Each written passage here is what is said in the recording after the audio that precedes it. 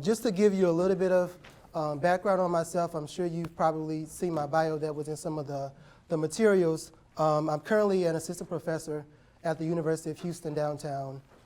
I've been there for 4 years there as an assistant professor. Prior to that, I was involved in working in a clinical setting, primarily in academic medical centers.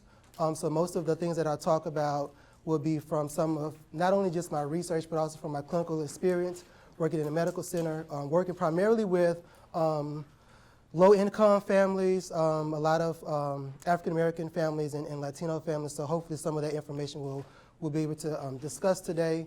I'll try to have opportunities for you to be able to ask questions throughout today. If there are things that you want to stop me, feel free to get my attention if I'm not looking in your direction, and I'll be glad to stop at any point to provide any sort of answers or follow-ups as we go out through the presentation today. And then feel free, if you need to get up and go to the restroom and all that. I'm sure you all know where those are located. And then I think I'm going to have someone come in to remind me about the break today, just in case if I get too engaged with the information, to make sure that we get an opportunity to be able to do that as well. So I have my social media information up here. I'm pretty engaged in social media. This is a fairly recent account actually that I just started. So if you tweet, feel free to do that. I think they have the hashtag mentioned for the conference as well in the program. So feel free to do that. And I will be posting some of that information later today. So just to kind of outline what the goal I'm hoping to cover today. First, to be able to identify what are some of the barriers to treatment for ethnic minority families. I'm sure in your work that you've come across a number of different things that have sort of been some difficulties in terms of engaging families in your treatment process and sometimes leads to early dropouts. So hopefully we'll talk about some of those today. Articulate some of the common strategies to engage families in treatment. And this will be from some of the information that I've used clinically in some of my work. And hopefully I can share some tips that might be helpful for you in terms of integrating into your own practice. And then describe some of the core factors associated with culture responsive treatment. This particular area, some of this you probably are a little bit familiar with from your work already. So I apologize if it seems to be a little bit redundant, but I want to make sure that we're all sort of on the same page for those that we have at different stages of our careers. So one of the things that I've started to do in the process of giving workshops is to try to create some interaction. So occasionally throughout today, I'll give a couple of poll questions, and if you can just sort of respond to those, that would be helpful for me. So this first one, I'm going to see if I can get it activated. Hopefully it works.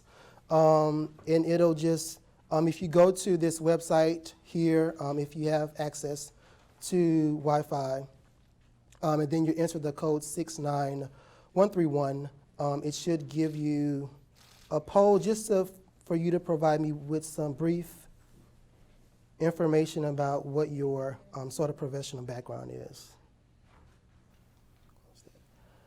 All right, so I'm just going to start off today with really just sort of providing a little bit of background, and some of this information here you're probably quite familiar with. So when we think about mental health difficulties, that the data shows that approximately 25% of adults in the United States have a mental health diagnosis, and about 1 in 5 youth have a mental health diagnosis. These are significant numbers, which most of us are familiar with. The thing that we found out, and some of the presenters today have already touched on that a little bit, is that very few people get in for treatment. So I think it's around about 20% of those with a mental health difficulty actually get in for mental health services. And when we think about ethnic minority families, that number is significantly much lower. And there are a number of factors that sort of contribute to why those individuals may not actually receive the necessary services to address their concerns. This particular graph here, I wanted to highlight, it comes from some data from the Healthy People 2020 survey, which they've conducted really as a sort of a benchmark to improve access to services. And this one specifically looks at youth. So you have the handouts. Hopefully you can maybe see it a little bit better. This red line here is 75% is sort of their goal and benchmark in terms of what they would hope would be where we can get the numbers in terms of increasing access to services. So when they first started collecting the data back in about 2008, You can see that the numbers were somewhere in the 60th percentage for the different groups. This dark line here at the very bottom is Hispanic or Latino populations. The green line is Black or African American population. The yellow line is identified as white or non-Hispanic Latino. And so you can see that across the board that primarily what we know from the research is that whites and European Americans oftentimes usually access the services at a much higher rate than ethnic minority families. What this data shows is that they have been able to work to increase some of that service access, particularly reducing some of the disparities. But one of the things that we find is that, particularly for African American populations, that number is still significantly much lower than the other groups, which the last data that they collected was in 2015. And so there's still some work that we need to do in terms of making sure that we address the needs of a number of different populations. One of the reasons that we know that this is a significant concern in terms of addressing mental health issues, and this is something, again, that most of us in this room are familiar with, is that mental health impacts a number of different areas of our functioning in our life. So particularly for children and adolescents, mental health impacts their school attendance and performance. And so we know that those kids that have mental health issues oftentimes suffer significantly in terms of their academic performance. They may have difficulties in terms of attendance at school, so some of those kids may be, because of behavioral issues, they may be suspended or being out of school for a number of days to attend appointments and things like that, and so that also impacts their functioning in the classroom. In terms of adults, of course, it impacts their employment and productivity in the work, and then we know that it also impacts relationships, whether that's peer relationships, romantic relationships, as well as our physical health. And so particularly when we look at ethnic minority families, we know that because of their higher rates of not receiving services, that they have a much higher burden in terms of what mental health does into their function. So this has been a significant disparity in terms of addressing these concerns for a number of years, or decades actually, that we are still having difficulties in terms of addressing. So I wanted to, the next couple of sections is really to talk about what are some of these barriers, and if you can just sort of think about in terms of your own practice and the work that you do, what are some of the things that oftentimes might impact treatment with those families. So give me 1 second, I need to go back. Hopefully this works. I'm going to actually try to give you a little bit more time.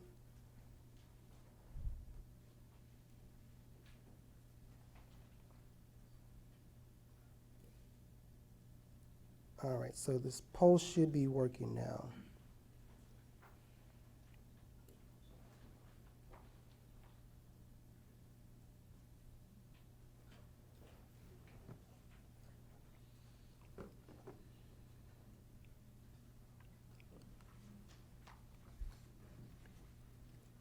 So one of the things that I think is helpful for not just me to understand, but for all of us, as this is something that we sort of encounter in our work, is that we know from research that there are a number of different factors that impact families, but for your own individual practices in your communities, there may be specific barriers that might be impacting the families that you work with.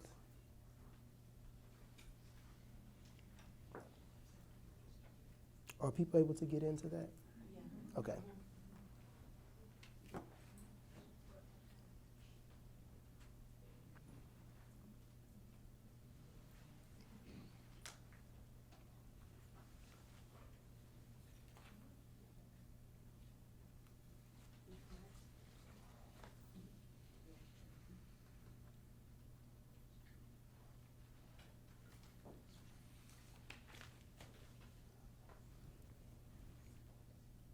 Anyone still putting in their responses?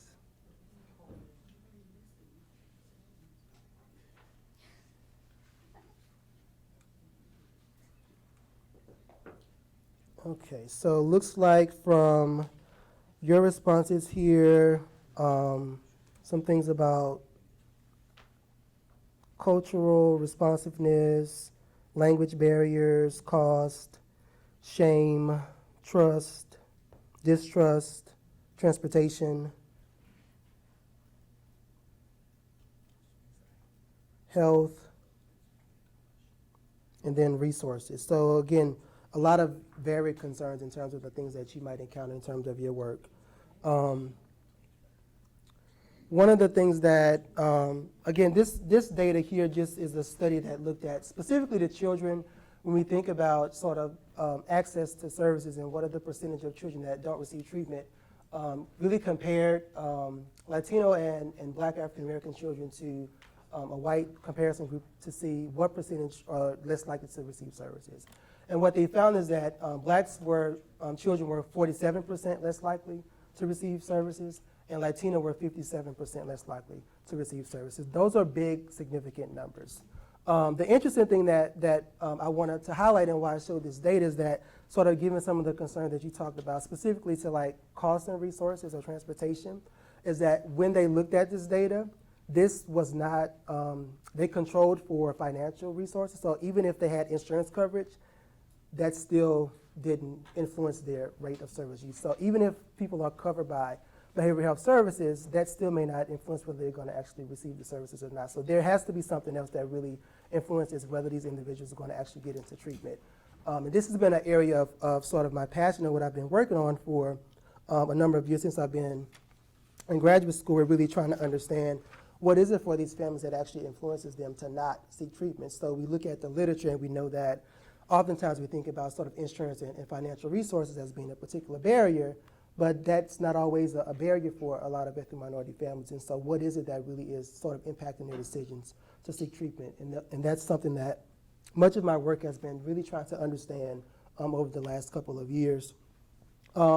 This particular graph here, this figure that I have displayed here is a conceptual model that my colleagues and some of I published a couple of years ago. And the point that I really wanted to highlight here, and I'll go through some of this throughout today, is that when we think about ethnic minority families, that it's really sort of it's complicated to really understand what's the main factor that really influences them to use treatment or not.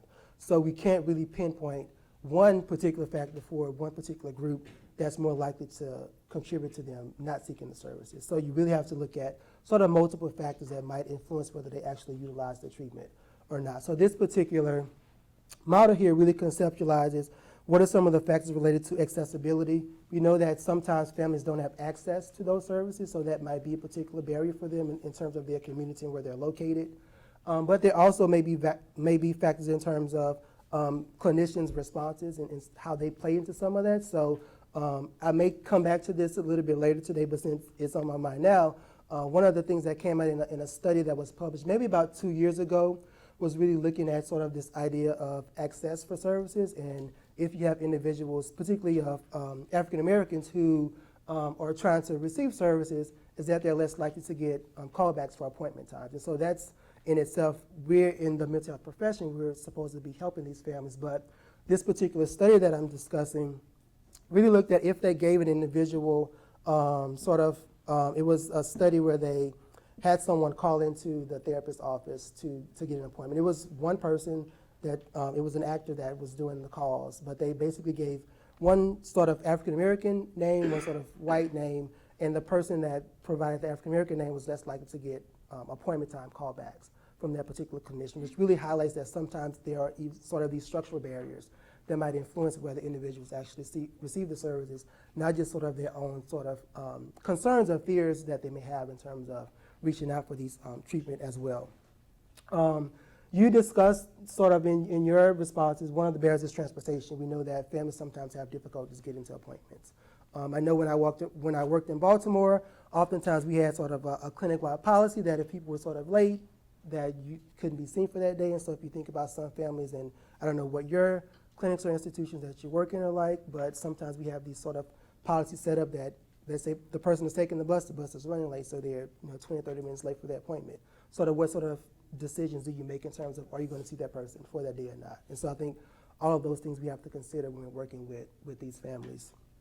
In terms of the availability of services, one of the things that's often highlighted as you noted is language concerns in terms of barriers. And so there may be preferences for providers that sort of, particularly Latino population, Spanish-speaking providers, there may be preferences. Are your clinics and institutions that you work in, do they have translators available or interpreters? to work with those populations. Sometimes that is not possible. And so I think that's another barrier that we oftentimes have to think about when we're working with diverse families. There sometimes is a preference for ethnic minority therapists or providers. We know that if we look at the field, that representation varies significantly in terms of the diversity of the mental health profession. I'll come back to this a little bit later today, but that is a concern for a number of families, not always, but sometimes we do have to sort of think about, is that a possibility of us being able to match those families or not? In terms of accessibility factors, we look at acceptability factors. We look at stigma and sort of what is their sort of distrust related to mental health profession. We know that for a lot of ethnic minority families, there has been sort of this systemic sorts of issues in terms of mistrust with health and mental health professions. And so sometimes that also plays into sort of their working relationship with our clients, and hopefully we'll touch on this a little bit later today in terms of thinking about ethnic minority families, is that I would say that you have this sort of brief time period to establish that relationship with the family, sometimes much shorter than we may think as clinicians. And so I always say, when I'm doing trainings and workshops, is to think about, you have this one shot. So I think in our training, we always think about sort of rapport development happening over 2 to 3 sessions. I would say with ethnic minority families, you have that one appointment. And if you do something at that initial appointment, then you potentially lose them, and they may not see you again. And so hopefully we can talk about what are some ways to really sort of engage them at the outset to be able to draw them into treatment. And then appropriateness of service. So one of the things that I'll touch on later is that when we think about ethnic minority families, is that oftentimes they may sort of experience these mental health difficulties or challenges, but it's not sort of a mental health issue for them. And so when we think about those families, spirituality, sort of traditional practices and beliefs might play a significant factor in terms of their decision making. And so I think it's important for us as clinicians and providers to really think about how can we sort of highlight that particular strength for them as a way to sort of make that connection and engage them in the treatment process. Any questions or comments about this before I move forward? Yes. Where transportation or may not be an issue, and accessibility may not be an issue, but valuing those services, seeing those services as something that can help the family as opposed to more traditional methods. Right. So what you were really sort of acknowledging is that for those families that are maybe at a higher class level, they may sort of value more the idea of addressing treatment through mental health as opposed to other methods. Is that what you're? No, not using mental health. Not using mental health services, thinking that, we can handle this in the family, we can go see the minister, we can do this in many other ways, but because mental health services are not valued, that being the issue. Okay. Yeah, I think that is a good point. One of the things, I don't have data in these slides here today, but I published a study a couple of years ago that actually looked at high socioeconomic status families, and you actually find some of the similar factors, particularly looking at mental health stigma towards treatment. And so I think oftentimes when we look at, and I think one of the contributions of that particular study was that when we think about mental health services, oftentimes we don't look at sort of higher socioeconomic background families. We sort of make this assumption that those families are more open to treatment. But the interesting thing about that study that we published is that you do still find some of those similar factors, particularly looking at stigma and attitudes around treatment. So thank you for bringing it up. That's a good point.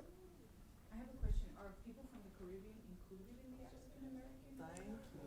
Thank you. Yeah. So I didn't, that's something that I think a lot about. I have not sort of separated this talk out into those populations.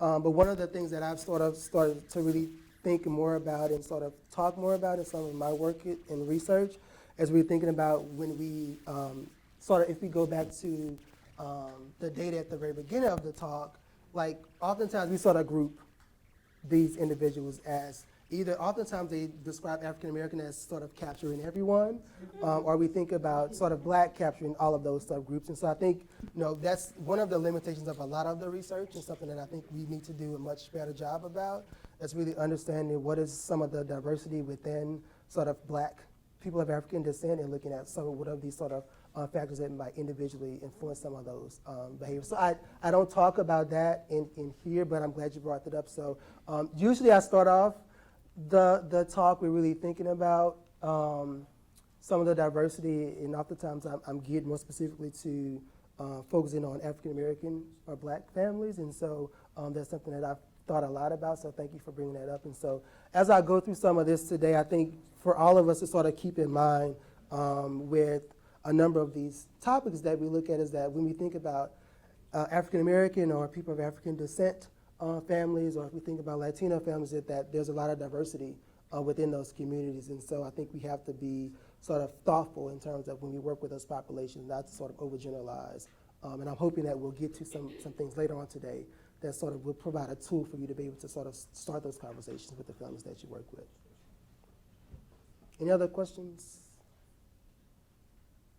Okay. Oh, I'm just, we have somebody with a microphone, so just raise your hand and she'll get to you, okay? All right, thanks.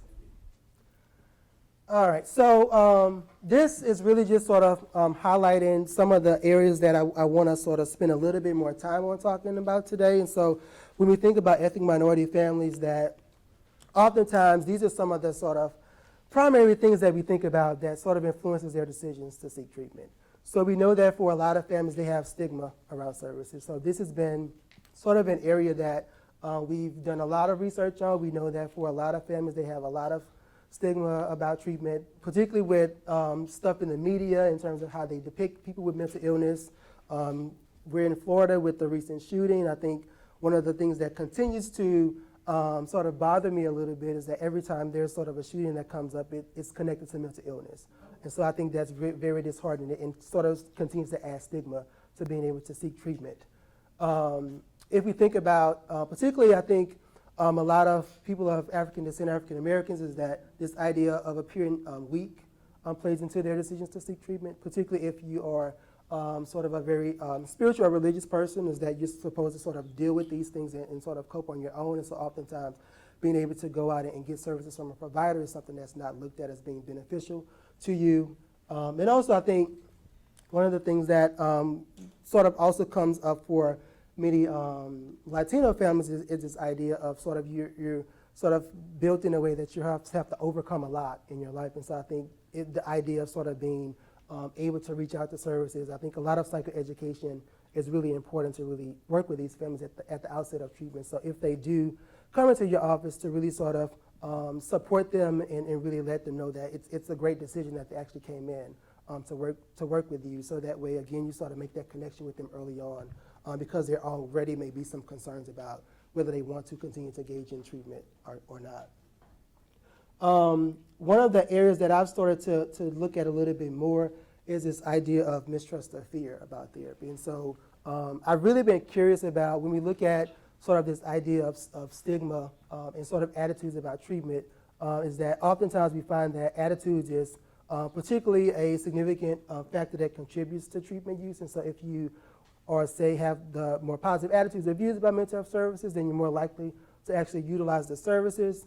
And so one of the things that I was curious about is that, is there something, particularly for ethnic minority families, that sort of impacts their decisions to seek treatment? And so when we look at the literature, this idea of attitudes sort of shows that it contributes to or correlates with mental health service use, but that's not always consistent for ethnic minority families, and so they may have fairly positive views about mental health services and treatment, but they're still not going to use the services. And so I was really curious about, why is that the case, that if we know that attitudes is a really big predictor of service use, but when we look at ethnic minority families, that they're less likely they may not seek treatment even though they don't have this sort of negative view about mental health services. And so what I did with two of my colleagues was really conduct a study to really explore this a little bit more. It's not captured here. This data really shows that really sort of supports this idea of what we sort of already know about attitudes and stigma, particularly that Blacks, African Americans tend to report more negative attitudes and views about services in general. and that they tend to report significantly more stigma than the other groups. The interesting thing that we also found for this study, which is not represented here in this data, is that ethnicity sort of moderates that relationship. So for some groups, particularly African American families, is that they may have positive attitudes, but they're still not going to seek treatment. And when we look at for Latino populations, is that stigma seems to be a sort of a significant factor. So if they have less stigma, then they're more likely to seek treatment. African Americans, again, when we think about stigma and attitudes, they may have positive or negative views about it. It's not going to necessarily be a significant factor in terms of controlling whether they actually go in for treatment. And so this is something that I'm still really trying to understand is what is it about mental health services that sort of is really not a sort of welcome environment for many African American families that, it's really hard for us to really pinpoint this idea about whether stigma or attitudes is sort of a factor that contributes to treatment. If we look at literature for other groups, we know that it's sort of a clear line if we continue to have numerous studies that look at this, that sort of highlights that if they have positive attitudes or a lot of stigma, then it's going to influence the decision making. But for African Americans, there's something else that really is sort of factor into these treatment decisions. So this is a study that I just recently published. So I really wanted to explore this idea about fears towards therapy and what are some of and why does that, or what's that relationship between service use. And what we found is that if we look at, and this is a study of looking at parents and sort of their views about seeking treatment for their child, is that those parents that reported not seeking services in the past had significantly more fears than those that had actually utilized the services. And if we look at the specific items in terms of what are the sort of specific concerns or fears that individuals have about treatment, one of the interesting things that we found is that confidentiality about mental health services is a major factor, or fear about using services. And so one of their concerns is that when they go into a provider, they sort of disclose all of these things. And so is that sort of going to be kept within that treatment environment, or is it going to go somewhere else? And if we think about African American families, oftentimes it's sort of, for those families, they come into therapy and then they get into situations where they may be reported for different things, whether that's some sort of abuse of the child or neglect, and so then you sort of getting into a system, and the child may sort of be taken away from the family, which we know is not helpful. We want kids to be safe, but we know that sort of separating families also creates additional sorts of issues for them. And so that was one particular factor that sort of influenced the decisions. There was a question in the back. Yeah, that was the point I was going to make. I think it has a lot to do with these black families being more private. And I don't know if that's a cultural piece or what that is, but they're just more private. I don't know how else to say it. I know as a kid, the biggest crime I could commit as a kid is to tell my family business. That's like the worst thing I could do in the world. Yeah. So just that whole privacy thing, I think, plays into that a lot. Yeah, that's a good point.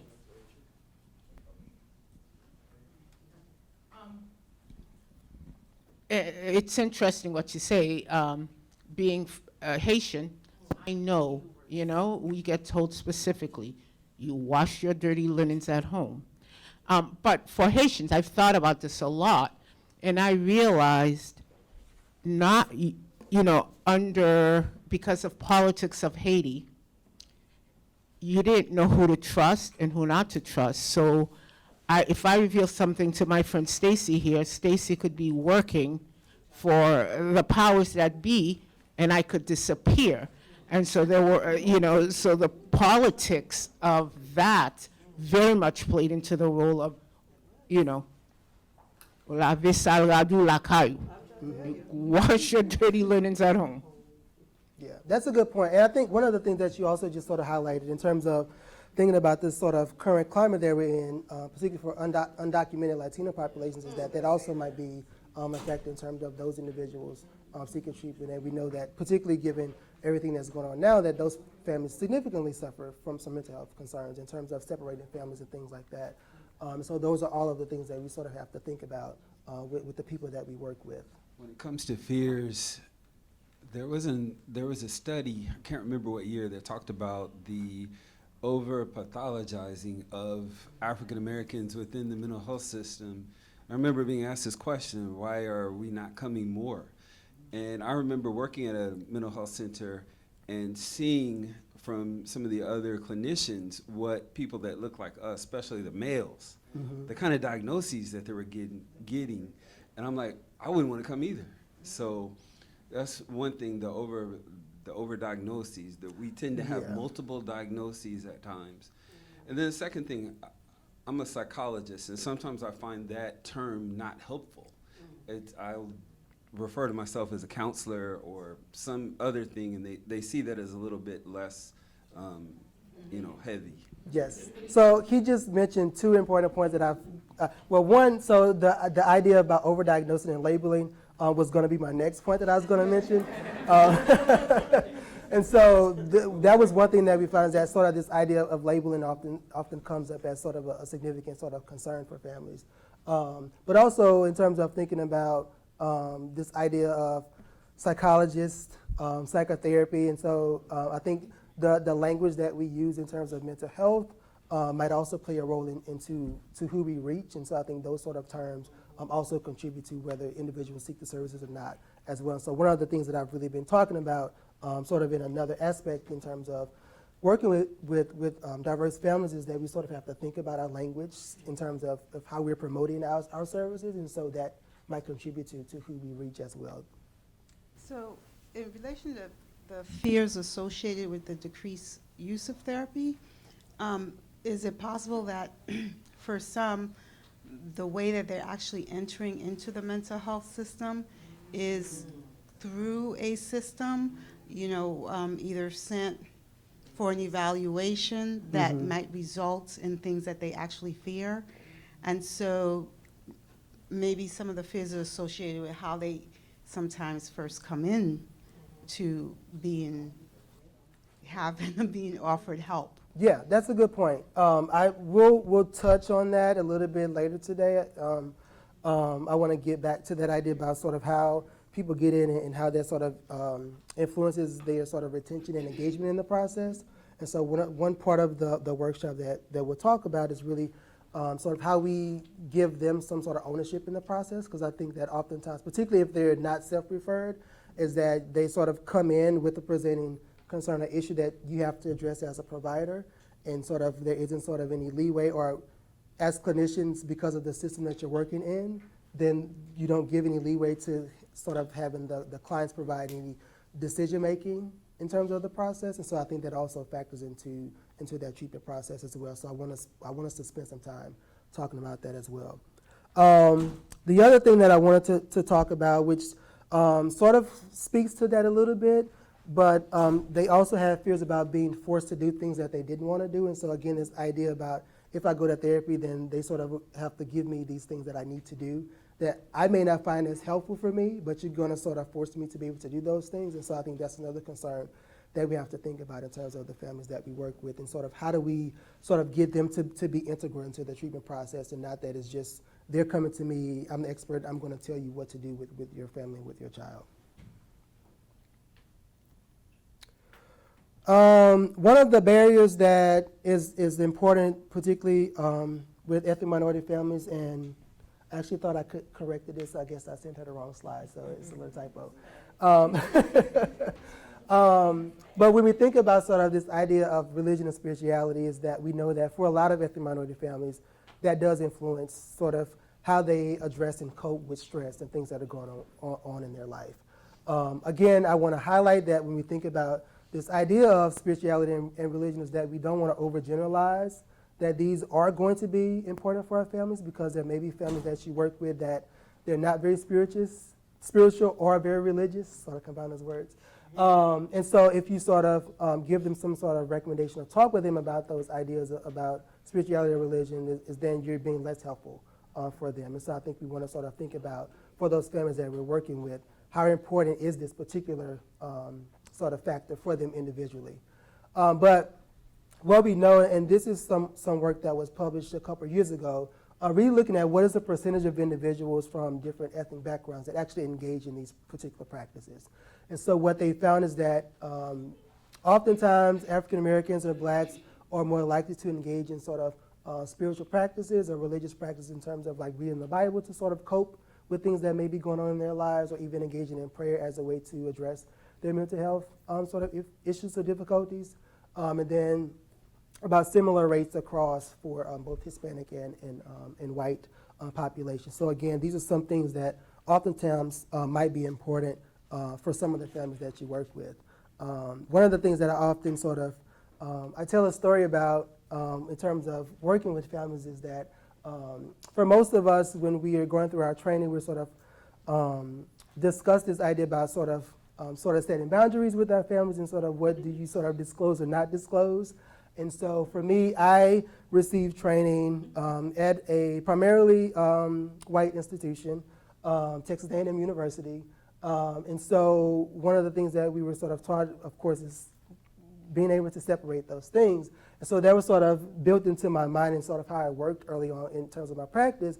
And then I would get families, African-American families that would come work with me, and they would sort of ask about this idea about whether I was, spiritual or whether I was religious. And you can imagine sort of what my response was to that as a psychologist. Let's talk about that. How is that important to you? Right? So we're not going to answer that question right about whether we are or not. But for those families, clearly that's something that's important because they brought it up. And so again, thinking about how do you establish that relationship with the clients that you're working with, is that if you sort of push off those sort of conversations with them, you sort of set in the stage that this is not sort of a welcoming environment. If this is something that's important to me, it's not going to be addressed, and so they may be less likely to sort of continue to engage with you as a provider. All of that to say that I've sort of changed my approach to this idea, and actually at the time, I am a fairly spiritual person, and so there was actually some sort of spiritual stuff in my office on my desk, which I don't know if they saw it or not. But that point to be made that even though that sort of was there, they felt that it was important to sort of address that particular issue in terms of the therapy process. And so now I've been more open to really talk about that in terms of, that's something that's important to me.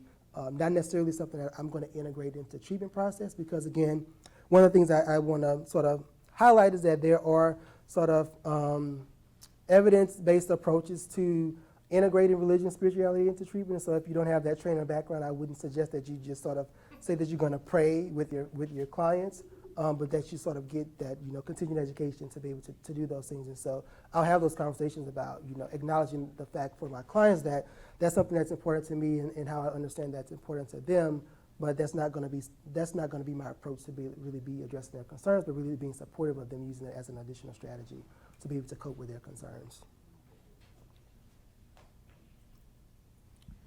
All right, so I need to double check my time.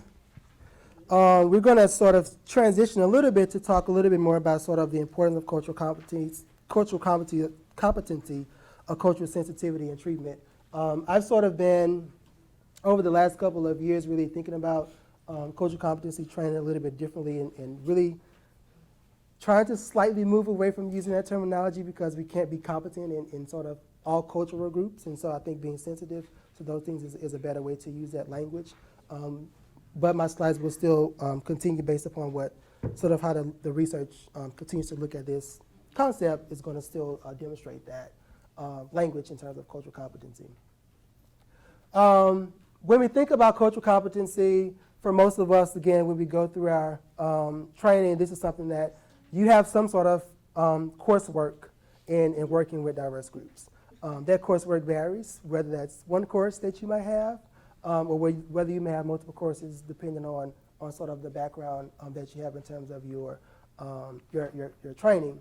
But we oftentimes think about cultural competency as sort of this three-pronged model in terms of thinking about addressing those areas in terms of our cultural awareness and beliefs, so being able to understand things about ourselves, but also about the clients that we work with, being able to gain knowledge about the client's background, and also being able to use skills that are culturally sensitive in terms of implementing the treatment approaches that you utilize with the families that you work with.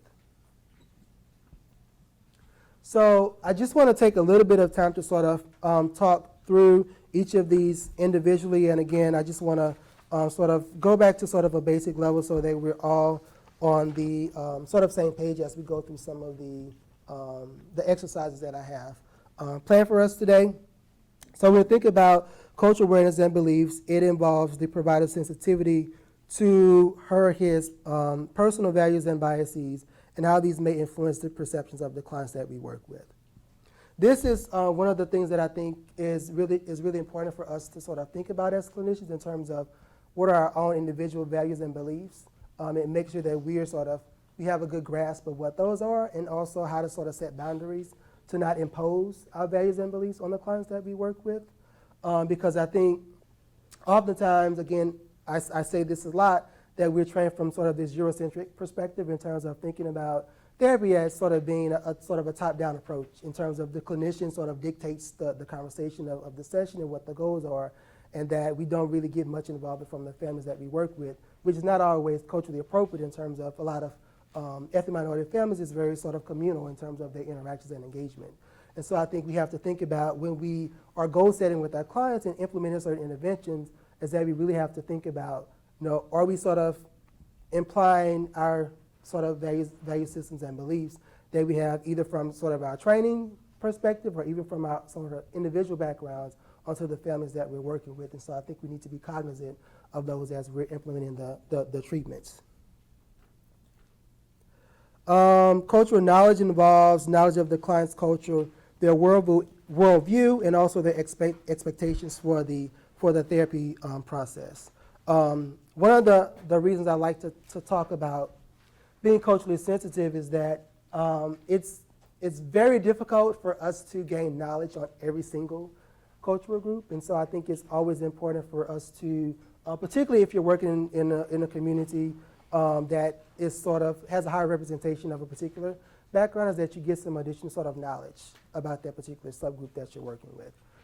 And so being able to understand sort of what are the more specific sort of values that might be important to them. So if we think about this idea of religion and spirituality, is that for some groups that might be particularly important. For other groups that you might work with, if we think about sort of a broader sort of concept in terms of how religion might be important for that group, there may be sort of some individual differences in terms of that. And so it's important for you to really sort of explore that with the communities that you're working with. And also being able to sort of understand what their expectations about treatment. I think this is a big one in terms of oftentimes thinking about for families is that sometimes they have expectations about what they want from you when they come into therapy. And again, this is why I say that you have this sort of one shot, because I think for a lot of families is that they want some sort of solution-focused treatment when they come to that first appointment. And for most of us, in terms of our training, what's that first appointment involves? What do we do? We ask questions, we do an interview. So if that's my expectation is to come to you and I want to get solutions to my problem, but I spend the whole entire hour talking about why I'm there and what's going on and what my family background is, you didn't give me a solution to my problem. Therefore, I'm probably not going to come back to see you again. And so I think it's really important that you really sort of understand for the individuals that you work with, what's their expectation about the treatment, about that particular therapy process. So if it is sort of a solution focus, you can spend some time at that initial appointment. Of course, it's important to sort of learn your clients and who they are. You have several opportunities to be able to do that.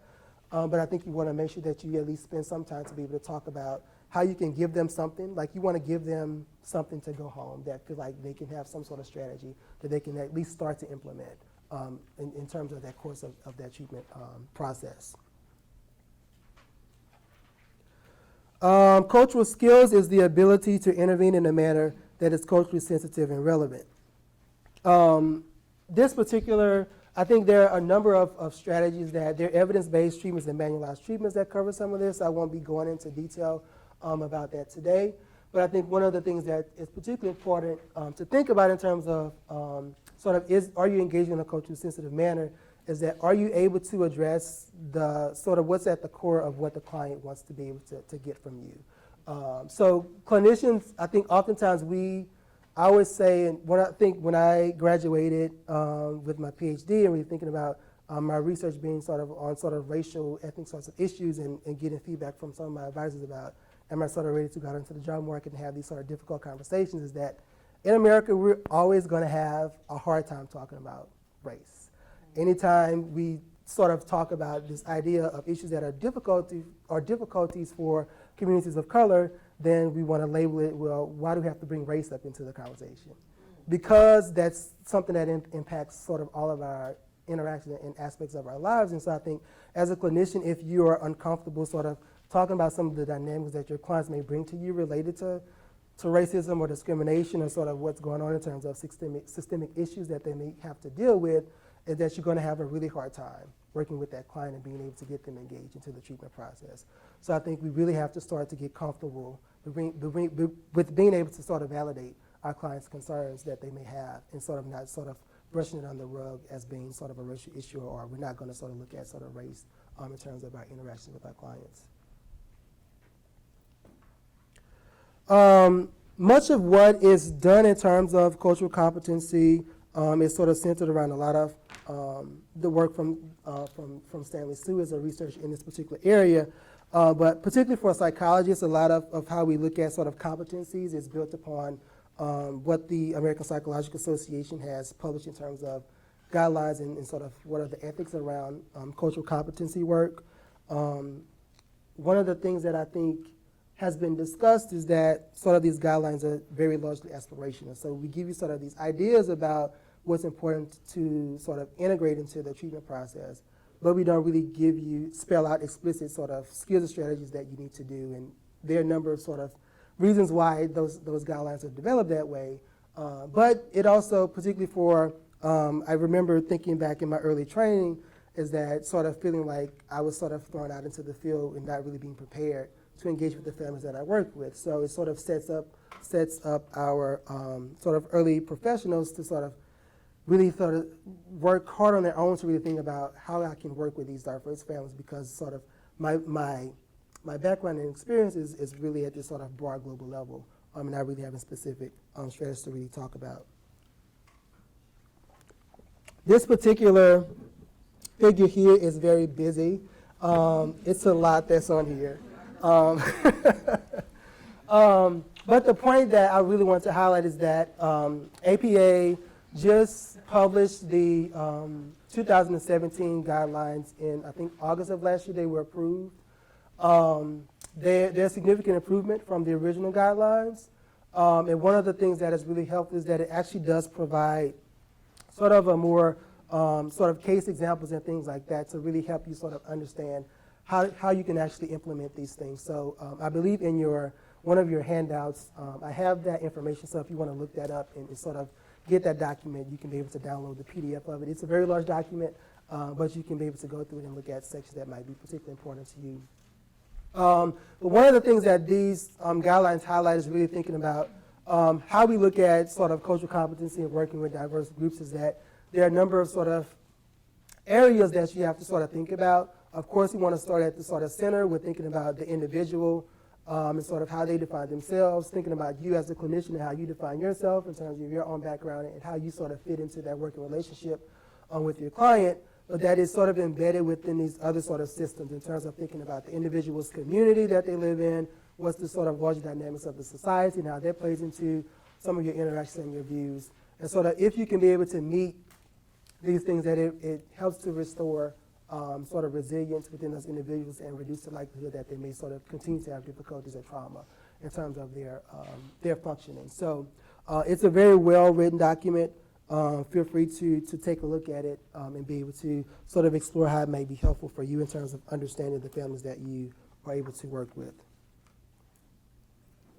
So I want to talk about, we talk a lot about being sort of culturally competent and what are some of the things that might be important, and we know that it's important to be culturally competent, but there has been sort of more research and literature really trying to understand why is it that we need to be culturally competent, and sort of really sort of highlighting why cultural competency actually works in terms of producing better outcomes. And so some of the research notes that cultural competency is important because it creates contextual match between the client and the provider.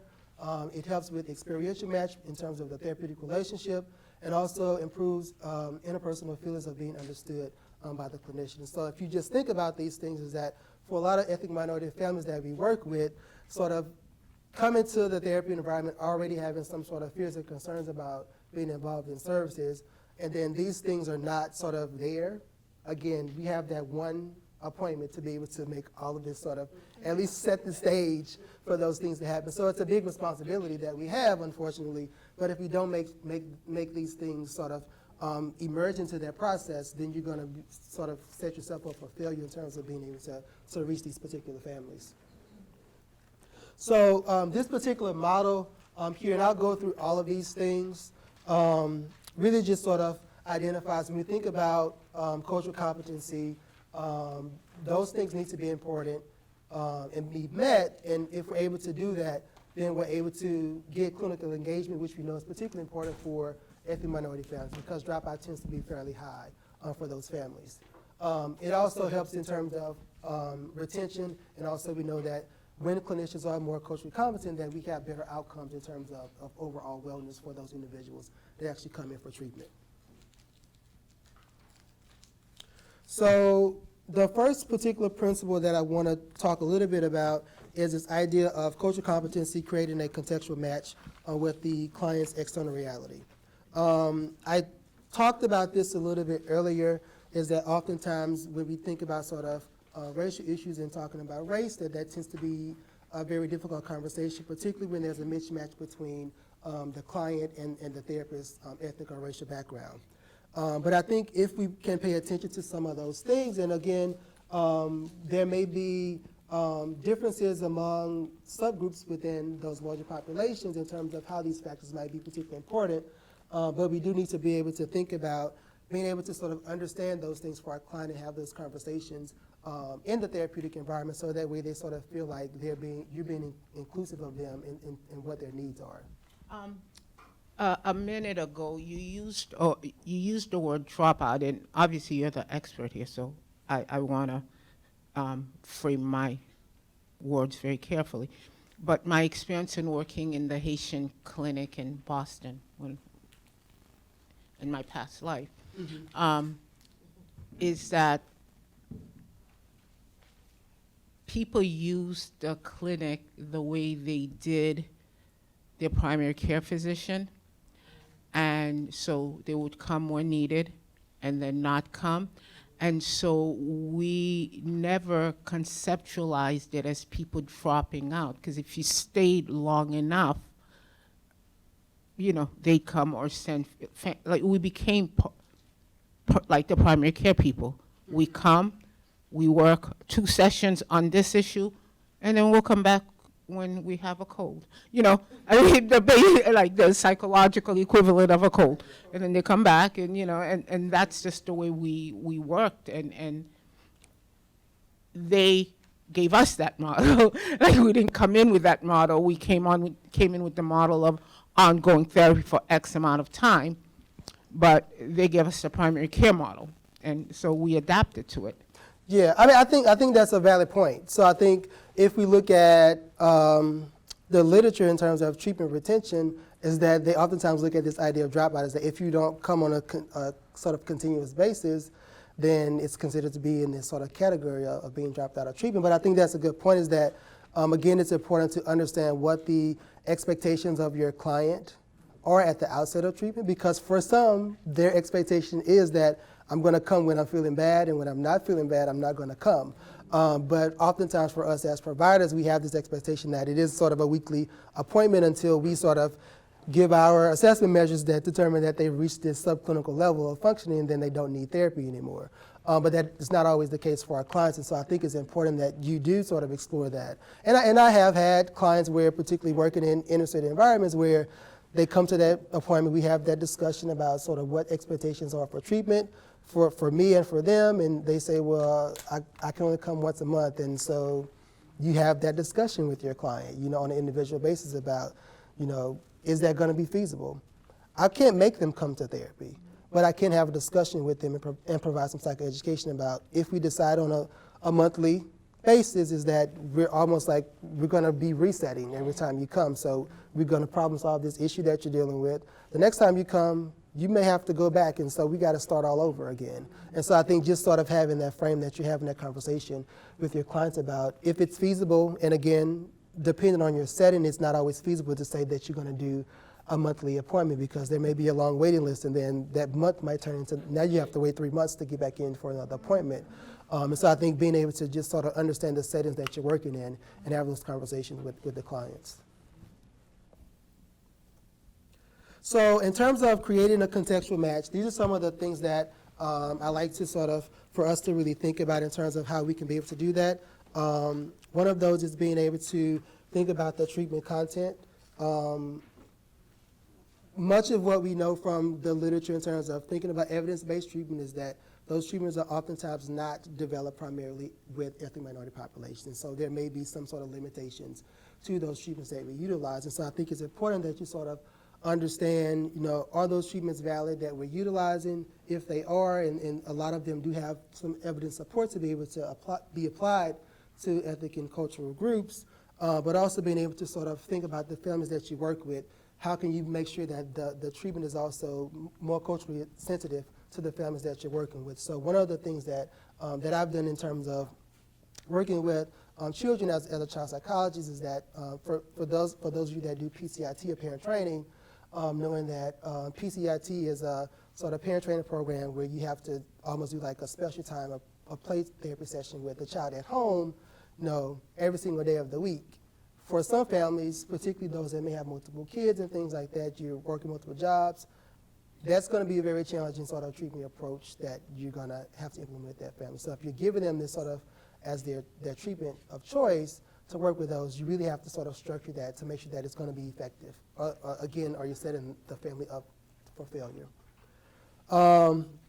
Thinking about structural adaptations in terms of the treatment process, we talked about sort of some of the barriers for treatment earlier for families, particularly in terms of like transportation. So if they are using the bus or any other sort of public transportation, or maybe having individuals bringing them to therapy, sort of how does your sort of overall policy influence them in terms of the treatment process? So if you have a clinic policy where if the client is 20 minutes late, then they have to be seen at the next appointment, sort of how is that going to play into that treatment process for that particular family? And is there some sort of flexibility that you can be able to integrate to make sure that you're able to allow their family to maybe utilize the rest of their time? So it's not always possible, but one of the things that I was able to do occasionally working in Baltimore for some of the families that had some limitations in terms of getting to services is that if we had that block of time set off for the hour and they showed up late, letting them know that, I can see them for the remainder of the time, but again, that there are limitations to that. Also having in mind that you can also, I think we want to keep in mind that we can be flexible and be culturally sensitive to these families, but we don't want to also, we want to set healthy boundaries as well. And so I think being able to make sure that you have conversations with them about sort of inconsistent, tardiness and absence as well, so that way that they're not sort of utilizing that as a way to be able to always show up at that particular time. So I think those are conversations that you can appropriately have. I mean, use your own judgment about the families that you work with, but that you can have those conversations as well. And also in terms of treatment delivery as well. So making sure that you make appropriate adaptations to the services that you're providing for those families that you're working with. Watch the time. Okay. The next area that I wanted to talk about is cultural competency creates an experiential match within the microsystem. And so much of what we know about sort of client matching is that this idea of matching a client to someone that looks like them is helpful in that there are some benefits in terms of outcomes in terms of psychotherapy. But I also want us to keep in mind that for some families, that is not sort of the sole factor in terms of what's most important for them. And so some clients may not prefer a provider that looks like them. And so when we think about this idea of experiential match, we know that a lot of research sort of talks about this idea of cultural match and how it can be helpful for the therapeutic relationship. One of the things that we do know also is that when we look at sort of this idea of ethnic identity and sort of how closely someone might adhere to values and beliefs within their ethnic or cultural group, is that those that may sort of be less sort of identified with their ethnic or racial group, matching it with someone that looks like them may not be sort of at their top in terms of their preferences, in terms of the providers that they select. Also thinking about provider behaviors and how that might influence that working relationship as well. And so I talked about earlier some of my sort of past experience in terms of when I had clients that asked about, you know, whether I was spiritual or religious or not, and sort of when I decided to like not answer that question or sort of push that off as something that was important for them, is that again, my behaviors as a provider sort of influence whether they were going to be engaged into the treatment process as well. So I think we have to sort of think about what are the things that we do in terms of validating the client's experiences, you know, in terms of, again, microaggressions. And I think when I've done other workshops and talking about microaggressions is that sometimes clients bring these things up to us and they say that they may have experienced racism or discrimination, and then our response is that we sort of provide an additional explanation about why this could have happened. And so at that point, we're invalidating that client's experience. And so that also might influence whether they feel like they can have a strong relationship with you as a provider as well.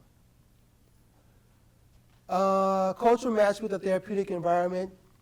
Again, this sort of goes back to some things that I talked about earlier, so I want to sort of repeat that, really making sure that when we think about the treatment delivery and how we make it structural adaptations to that treatment, that is really is important to make sure that we're implementing these strategies in a way that is going to be helpful for our families. So when I gave the example about the PCIT treatment, being able to sort of figure out what is the time frame that, if it's a family that, I've had families that have had multiple kids in the home, and so making sure that if you're having special time with this one kid, which is the client that you're working with, make sure that there are other individuals in the home that maybe can sort of engage with the other kids at that time, so that you sort of having this prime opportunity for them to be able to practice this particular skill with that child, so that you're not sort of giving the family this opportunity to say, I need you to go home, this is what you have to do for the next week, and then really don't have a conversation about potential challenges that they might have with implementing the strategies that we talk about with them.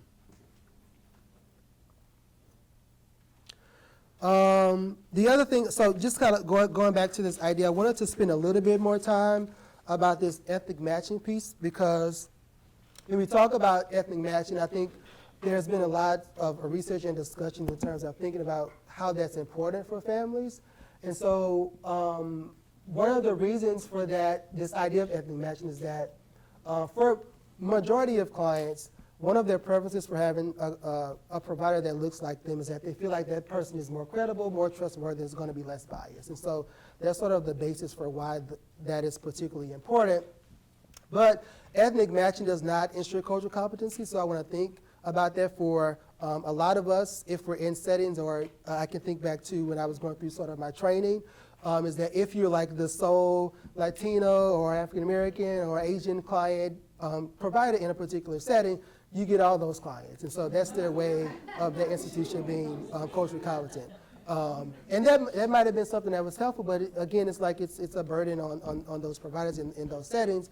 And what if that client doesn't prefer to have a provider that looks like them? And so there is research that discusses that some don't prefer providers that look like them. So I can recall back to some studies reading, particularly for some African American clients, is that some of them, not all, but some of them don't prefer providers as African American, because they also bring to the table some of their own bias and beliefs about the competence of African American providers. And so those are some factors that sometimes play into those decisions as well.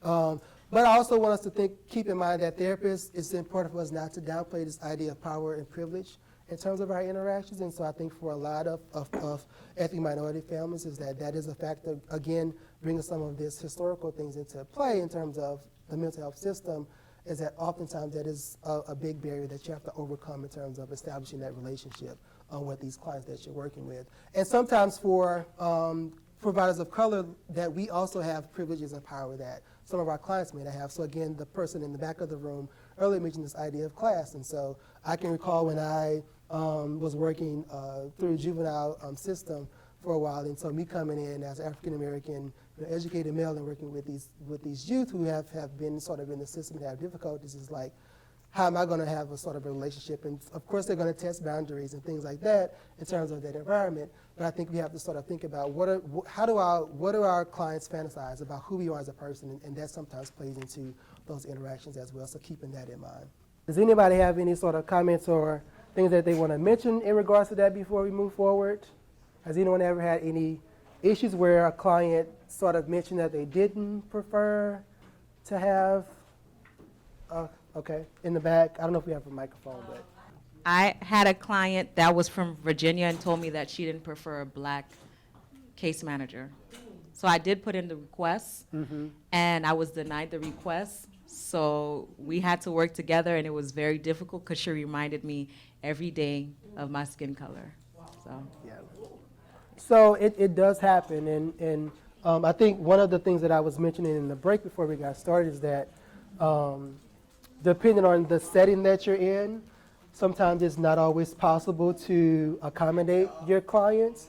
And so you may have clients that, as you mentioned, you may have to sort of struggle through trying to help them, even though they sort of may not want to work with you because of the concerns that they have.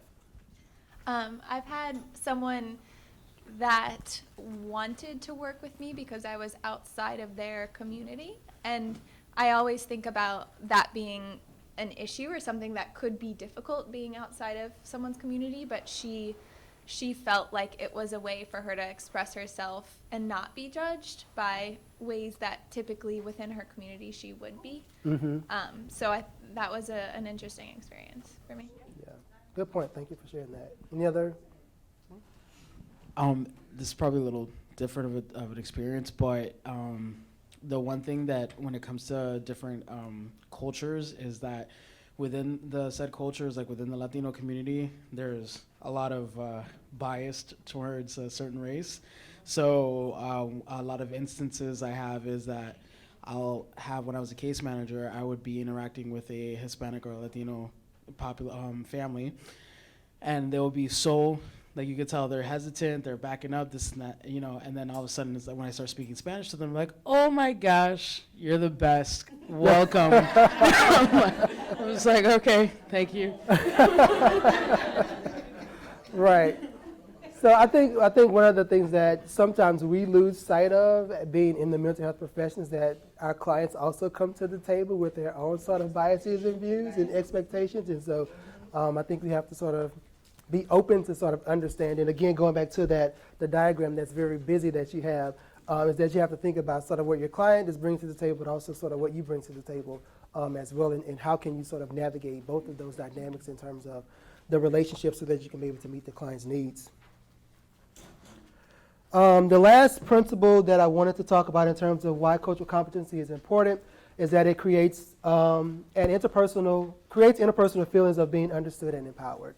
And so I think what we know from the research is that when therapists practice being multiculturally aware and empathy, that the client feels understood and empowered, and sometimes that is not always the case. So I think, again, going back to thinking about when a client mentions things that in terms of if they've experienced racism or discrimination, and sort of you sort of frame it or give it another sort of context or explanation, is that you're not sort of empowering them or valuing their sort of experience. And so I think we have to be open to really hearing what our clients have to say and really acknowledging that these are things that they actually experience.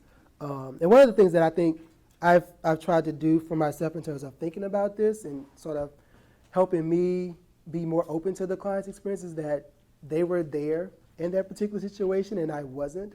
And so it's really hard for you to tell somebody that you didn't experience racism or discrimination if you weren't there when the incident happened. And so I think we really need to start to acknowledge that as providers when a client does mention some of those things to us. Empathy is particularly important given historical struggles and discrimination and provider biases. So when we think about ethnic minority families, is that this is a really big one in terms of how you establish rapport and really support that therapeutic relationship with your client, is that if you can't really sort of see from their perspective what they may be going through, that it makes it really hard for you to really be able to work with those families. And also really highlighting again for a lot of these families that may have mistrust of mental health providers already, that when they experience these sorts of things, it starts to put up another wall in terms of you establishing that relationship with them. We also know that cultural empathy, which refers to a client's understanding of the client's background and effectively communicating this understanding, is particularly important. So when we think about this idea of cultural humility and really being able to sort of reflect on where we are in terms of our own understanding of different ethnic and racial groups, is that we want to be open to sort of receiving education. And so I think that's one of the biggest tools that we can learn as a therapist, is that we want to be able to allow our clients to provide us some education and understanding about who they are. So one of the things that I really like to think about a lot in terms of sort of ethnic identity and who our clients are is that when we sort of learn about these larger sort of culture and ethnic groups is that there are these sort of subcultures. So, we've talked about sort of Haitian community a lot today in terms of thinking about people of African descent. And so when we're working with those clients, I personally would say that I can't recall, because of the settings that I've worked, that I've interacted with a lot of Haitian populations. And so if I did encounter that family, that it would require a lot of them sort of telling me about their sort of culture and what are some of their beliefs that are particularly important to them. But one of the things that I had an experience when I was on my postdoc and working in Baltimore, and it actually was an Orthodox Jewish white family that I was working with. And I had never worked with that population before. It's not a large sort of population in the Baltimore area, but I went out to the waiting room like I usually do to my families to greet them and introduce myself and shake the parents' hands as they go out. And I had a really sort of weird experience, and the wife just like stood there. She didn't shake my hand. I was like, okay, this is interesting. So I didn't really know how to make of that. So again, thinking from the social context that we live in, I had to go do some research after that session. Of course, talk with my supervisor about that experience. But really, for me, that was opportunity to learn and really educate myself about those families. Is that one of their sort of cultural beliefs is that the wife doesn't sort of touch any male outside of her husband. And so it was really, for me to extend my hand was almost offensive to that family. I didn't even realize that. And so I think it's really important that we sort of understand these families that we work with and really sort of get the education before we make assumptions. I could have, if I was a clinician that maybe was even more, at that point I would definitely say I was a little bit, there was an error in my cultural competence at that particular point. I could have been worse if I would have had a conversation with that family about, you didn't shake my hand, and sort of had that dialogue with them. That probably would have made it, I would have learned in that moment, but it would have made it 10 times more awkward to have that conversation. So I think it's good that sometimes we sort of reflect again on our interaction with our clients and really sort of explore those things and really understand them before we sort of have some of those incidents where we could again put up another barrier to really reaching those families. I actually ended up working with those families, and we had great success with working with the child, but it took me really sort of learning about that particular cultural group on my own to be able to really establish a relationship to continue working with that family. I'm going to skip this for the sake of time, and what I really was going to do was just for us to sort of go back to talk about the vineyard where we described before, and really sort of go back and talk about some of these particular areas. But for the sake of time, we're going to continue to move forward. I want to make sure we get through some of the other information. But before I move forward, any questions or comments related to the sort of broadly cultural competence sort of in the different skill areas? She's bringing the mic. Sorry. I have to go through the mic, so you have to experience it too. Are they doing any more studies on looking at like multiple ethnic groups in total, like Asian American kids, also Afro-Caribbean kids, or just Caribbean in general, like looking at because every ethnic group, they always have like different beliefs, and if you don't really know it, you might come off, like I know with like Asian culture, they don't like counseling, so when you come off a certain type of way, they be like, no. Right, and I think so, I'm not gonna, if you're asking if am I gonna touch on that today? Yeah. I won't touch on that today, but that's a good point. One of the things that I thought about as I was sort of preparing this was that sort of where we are in terms of the groups that we work with, but that also that there may be multiple sort of ethnic backgrounds that you might experience in your practice. And so I tried to think about how to fit that in, but given the time constraints, it was difficult. But I think one of the things that sort of the literature sort of highlights overall for most ethnic minority families is that there's almost some sort of cultural variable that relates to this idea of like keeping things within the family system. And so I think for Asian American families, since you mentioned them, is this idea of like bringing shame to the family. And so like going to mental health services and being able to talk about those things sort of brings shame. And so that might be a particular barrier for those groups that we have to think about as well. So I think all of those things, and family oftentimes again is a big factor. So making sure that for those families that there is some sort of focus in terms of understanding the importance of the family and not being very individualistic, which again I think is a sort of this Americanized way of how we look at treating people and sort of who you are as a person.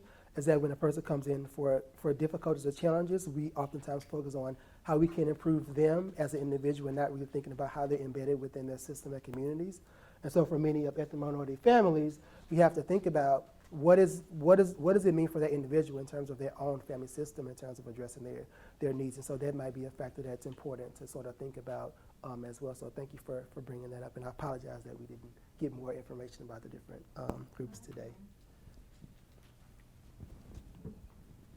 There has been lots of research done and working with various cultural groups in our areas. But to answer your question about Asian American, one of my favorite author for that area was Dr. Daryl Wingsu. I don't know if that's who you're quoting, but he and his brother do a lot of research in that area on cultural diversity overall, but especially with the Asian families. And he's the first doctor to talk about the white entitlement and the ability of others, the majority culture, not to be able to identify with minorities. So Dr. Daryl Wang Su and his brother do a lot of research on that area. Yeah, and if anyone has questions about follow-up related to some of this, feel free to email me. You have my contact information, and so I can also share information as well about some of those resources. So a lot of the stuff, as she mentioned, like these are big names in the field of multicultural psychology. I'm a baby. I'm just sort of getting started. So I appreciate all of their work in terms of thinking about these things. But yeah, that's a very good point. So what I wanted for us to sort of shift to talk about is really, I wanted to cover two particular areas today that might be ways that you can sort of have something that you can be able to take back. Hopefully you've already gotten some things, but some additional things that you can be able to implement when you go back. One of the things that I focus a lot on, again, I mentioned early on that when working with ethnic minority families, you sort of have this sort of one shot, that initial appointment to really establish that therapeutic relationship, and it's really important. And it takes a really strong skill in terms of rapport building to be able to make that connection at that particular appointment. But we know that the Therapeutic Alliance really looks at what is that collaborative relationship like between the client and the mental health professional. And oftentimes, as we sort of highlighted with that earlier vignette, that provider didn't do as well in terms of establishing that relationship with the clients because of their sort of behaviors that they engaged in. But when we think about the Therapeutic Alliance, these are sort of the three main areas that we want to understand in terms of what is that therapist-client bond like. So can the client really trust you in terms of that relationship? So we know that there's a lot of mistrust oftentimes for many ethnic minority families, and so it's really important that you sort of establish that trust very early on in the process. Goals should be collaborative, so really sort of making sure that you work with the families to establish what their treatment goals are. I know these are conversations that oftentimes we have with our families in terms of, why are you here? What are you hoping to get out of this experience? But do you sort of work with them in terms of defining, like, what does it mean for you to be at a place where you don't need therapy anymore? And so are you working with them in terms of that level, in terms of that collaboration?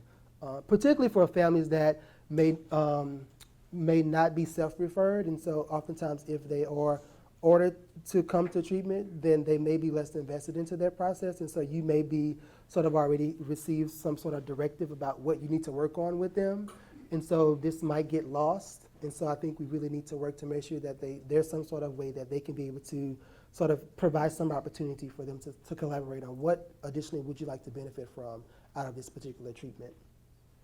And then getting agreement on the task or your approach to treatment. So we've talked a lot about strategy in terms of, for some families that, spirituality and religion may be one component of how they deal with wellness, and so are you sort of getting feedback from them about the approaches that you're recommending, and is this something that the families are going to be open to doing at home? And so we know that there are a lot of strategies that are going to be helpful in terms of improving the client's functioning, but we know we only see them for like an hour once a week, and then they're at home. And so if you give them this and you give them homework and they come back the next week and they didn't do it for whatever reason, was it because they didn't have time to do it, or was it because they just didn't agree with what you told them to do? And so I'm not going to do it. It sounded nice, and I said, yeah, I'm going to do this, but I go home and then I come back the next week, oh yeah, I didn't do that homework. There's a comment. Could you maybe take a minute to talk about that 1 hour, 45-minute concept and working with minority families? Could you restate that again for me? Just this idea that, you come into the office, you do a 45-minute hour, I'll see you in 1 week. And your experience with minority families in that framework, or yeah. Yeah, so I think I'll spend a little bit of time, and then maybe we could chat afterwards or something, because I want to make sure we get through everything else. But just to sort of address your question, I think one of the ways that I do is that I tend to always provide some level of psychoeducation to the family. So I think oftentimes as providers, like, we know that things work, but then we sort of go into that room and we just say, okay, this is what we're going to do today, but we don't provide any sort of education to the families about why we're doing this or why this may be helpful. And so almost every session, there's some sort of psychoeducation that's involved. So some of my families, no matter what their class is or socioeconomic background is, that I may talk with them about research. And so that's where we're talking about, we're bringing the evidence base into the room with them and having those conversations with them about it. Particularly when we talk about sort of medication management. And I know those may not be conversations that many of us want to talk about, but I sort of like talking about sort of the biological aspects of who we are as people. And I actually majored in microbiology when I started college, and then I switched my major, so I still kind of hold on to that a little bit. But the point being is that I have conversations with families. So going back to this example about ADHD, is that I have experienced a lot of families, particularly families of color, that they don't like the medication route. And I think partly it's because oftentimes when we have kids with difficulties, that's like the first thing that gets thrown at them. But really sort of having a balanced conversation with them about why medications are important, and really sort of, again, I'm not forcing them to do medication. If they don't want to do it, I'm going to give them the evidence and talk with them about that medication and how it can be helpful, and that, medication is sort of one step into addressing those challenges, and also being able to talk about the psychotherapy approach as well. And so I think those are important conversations that sort of, again, you sort of are balancing where you're having an equal dialogue with the client, as opposed to you sort of coming into the room and saying, this is what we're going to do, this is why we're going to do it, I need you to go home and do this for next week, and you're done. But you're being more inclusive in the process by having those sort of conversations. I hope that helps a little bit.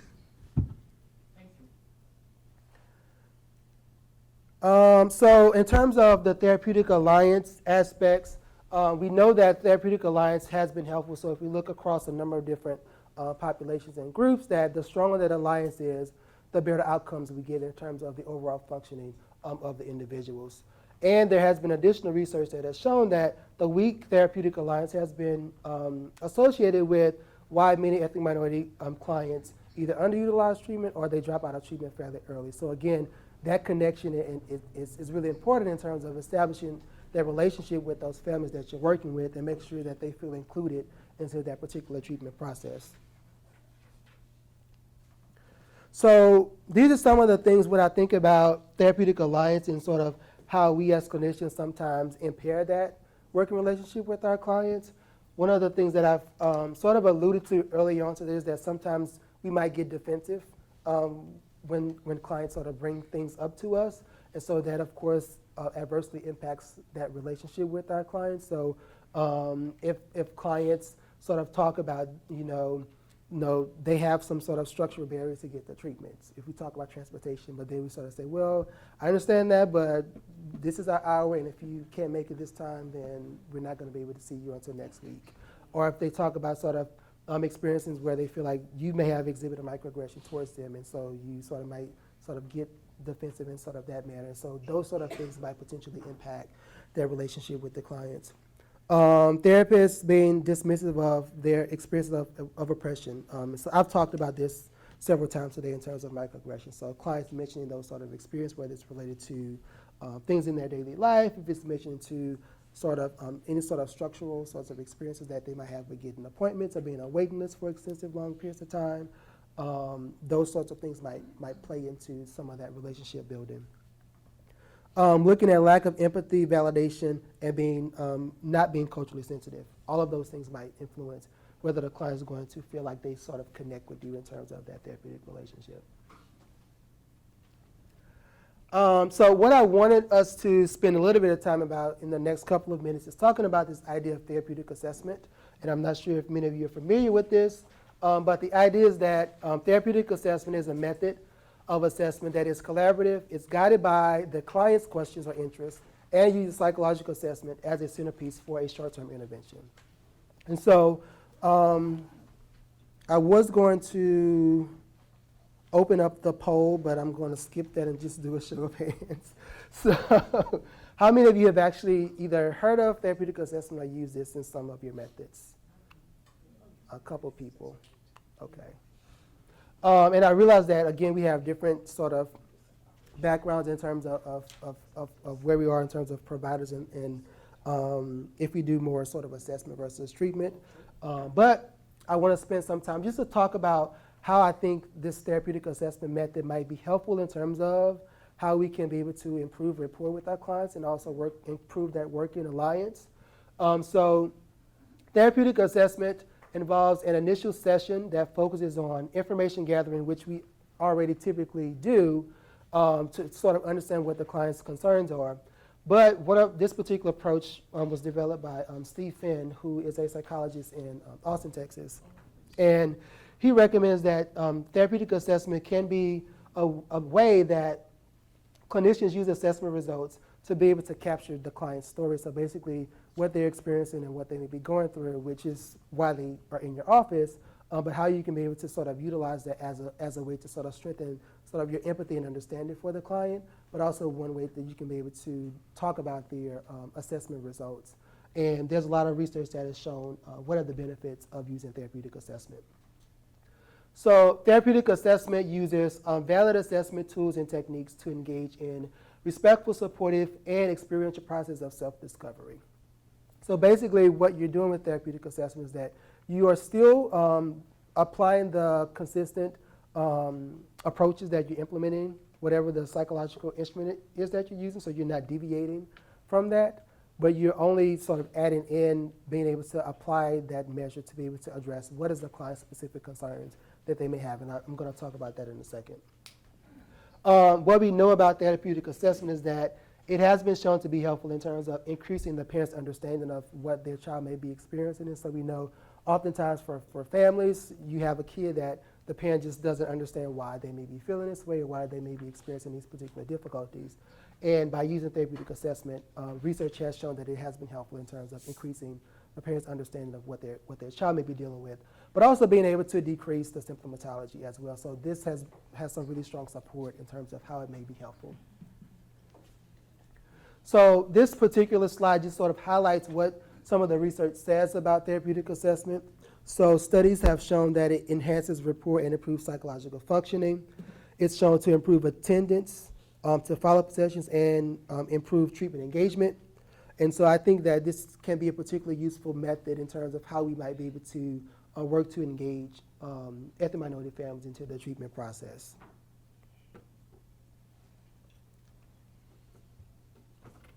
So therapeutic assessment approach, for those of you that have used it already, you are aware of sort of what these guidelines are, and that it's not something that we can spend a whole entire day talking about therapeutic assessment. So given the scope of what we have in terms of time limits, I won't be able to spend a whole lot of time on this. But I did want us to just sort of think about what is the general frame for using therapeutic assessment, and then I'll go through a case example to really sort of talk about what are some of the benefits of this particular approach. So with therapeutic assessment, one of the sort of major emphasis in terms of how you work on that collaboration and really get some insight from the client and sort of what they are hoping to get out of the treatment process is that you construct assessment questions with them. And so typically what happens in sort of our standard psychological assessment is that sort of we have a client who comes to us, we do some sort of interviewing or assessments, and we want to use that information to provide a diagnosis and also develop a treatment plan. With this particular method, you also allow the client to be able to sort of understand and answer what it is about themselves that they may be having some difficulties, or why, helping to understand why they may be experiencing some difficulties in their particular life.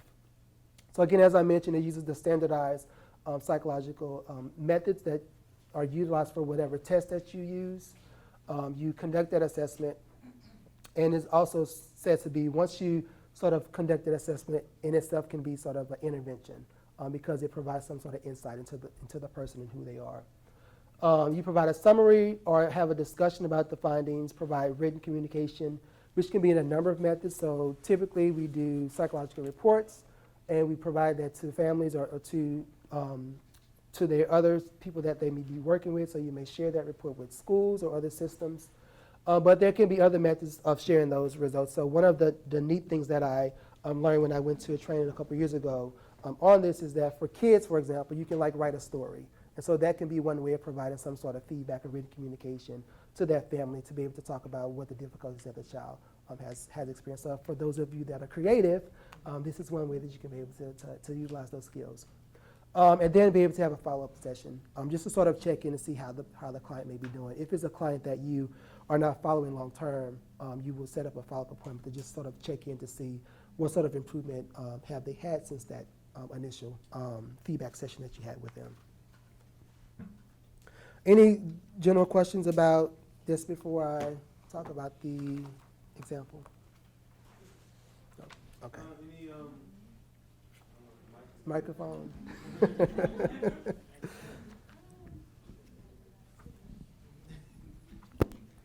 Sydney, and the question I had was, do you have any preferences on any type of assessment measures that you use, and your take on multiple assessments being done? 1, 2, 3, 4, whatever the question may be. Yeah, I mean, I think you can utilize, I don't know if there's a limit in terms of, I have not used multiple. I'll speak from that perspective first. I have not used multiple measures to do therapeutic assessment, but when you look at the research, there are some studies that have been done that have demonstrated using multiple measures in terms of providing the feedback.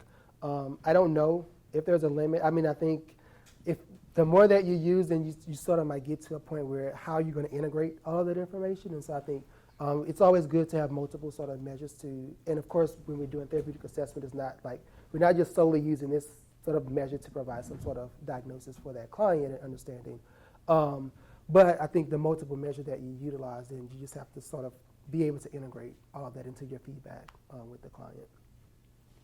Your preference, So typically I've utilized therapeutic assessment more with adults. And so the case that I'm going to talk about is with the adults. And so I think, and one of the reasons I think, particularly for adults, it's been helpful for me is that oftentimes those are the clients that might be a little bit more difficult to engage in treatment because oftentimes they didn't want to come to therapy.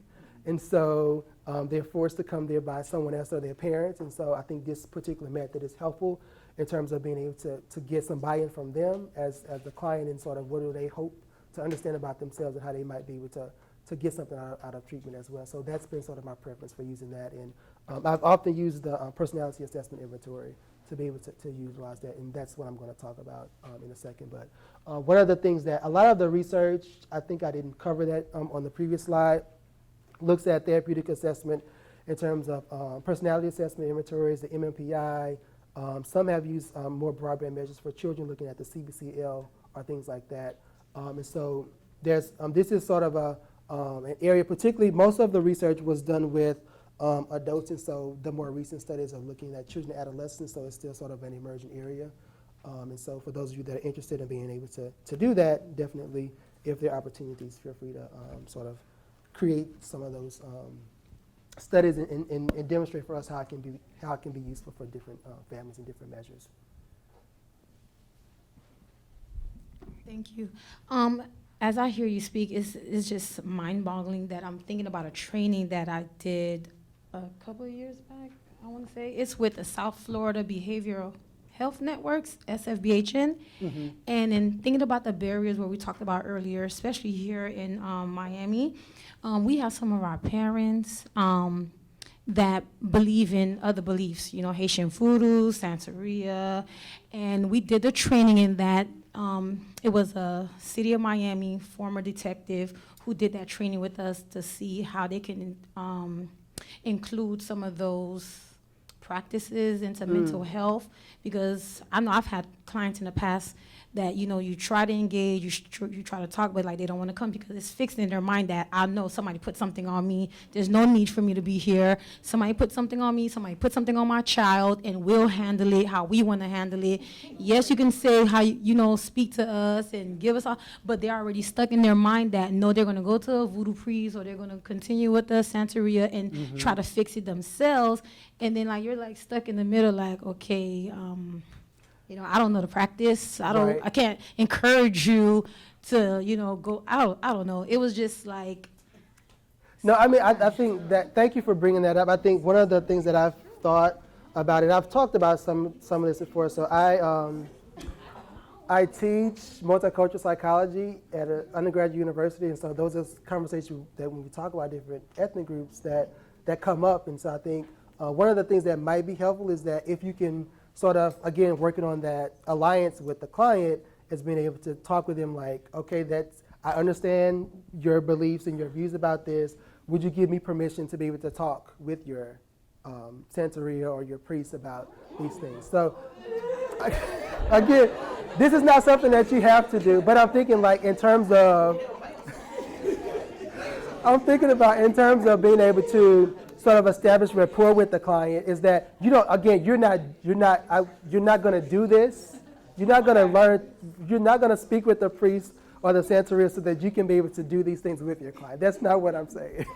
What I'm saying is that you want to be able to establish that relationship so that you can talk with them about and understand from their perspective, so that you're letting the client know like, it's not something that I do. I don't really understand much about it, but I'm open to at least hearing how that works with you and your family. So would you be able to provide consent for us to sort of have a conversation with that person about these things? So it sort of puts you in the picture, and that may give you an opportunity to at least get the client to say whether they want to work with you on sort of the mental health aspect of that. So that might be something that you can have a discussion about, just to sort of navigate that, I guess. But I again understand, like, I wouldn't want to do that with the client. Like, I don't have that expertise to do that, even if I did have a conversation with that person. So I think, but being able to sort of dialogue with your clients to say, I want to understand who you are and why that's important to you. And so if you want, I can meet with you. I can have a conversation with you so that I can listen in and see how those things might be helpful. But we're going to work on the mental health sort of aspect of that. So, if I may, at this table, when you said talk to we had a very strong reaction. So, had the issue been, okay, a rabbi or a priest or a minister, my reaction would have been very different because of what it means in my community to interact with a voodoo priestess or somebody who does sanctuary. And so there's a barrier from the provider's perspective about those kinds of issues. And it gets complicated because I just bring it up as a complication. Right, and so this goes back to the point that I mentioned earlier, is that we as providers and the clients also have our biases and our views and sort of, again, our fantasies about sort of who we are as people. And so I think in those sort of difficult conversations is that you're going to sort of have to figure out how to navigate that. And so if you have this client that you're working with and this is sort of their preference to work with the voodoo priest, but maybe they've been encouraged or been, they've been mandated to come to see you, is that how you're going to be able to work with them to get them engaged on some level without acknowledging the fact that this is something that's important to them. Even though you may not understand it, you may not have any belief that it's helpful or that it's connected to what's going on with them, by validating their beliefs, then you're sort of really restoring it and not injuring that relationship with the client. But I definitely understand sort of your hesitance around those things. We'll take one more, then we'll get to the example. like Doc says, that's a strong reaction. I would probably another suggestion, because I've had that said to me by some of my parents. So one of the things I did was invite my parents to let them know, I respect and understand that's part of your belief, but I'm also asking you to have an open mind and hear what we're going to be working on versus me going to see the voodoo priestess. There's a difference, or the Yes. voodoo priestess coming to see me. But acknowledging the family's belief, but also inviting them to try my end without me going to see the voodoo priest. Right, So yes, and so I think those are both two ways to be able to deal with that, is being able to sort of validate sort of who you are and what your role is, but also acknowledging the fact that this is something that the client is sort of has a strong belief in, so that way you're sort of being able to work through both of those things. Other sorts of ways that I think you can be able to improve the therapeutic alliance with your clients, of course, have a sense of compassion and caring without judgment. And so again, oftentimes, particularly for ethnic minority families, sometimes it's hard to empathize with their sorts of experiences. Sometimes we think that they may be over exaggerating about certain things, and so we sort of lose some of that empathy for them in terms of their discussion. Being open to talking about difficult conversations. Again, I've talked about this several times today, related to instances of discrimination and racism. Particularly in our current sort of context that we're living in, these are things that oftentimes clients may have difficulties with.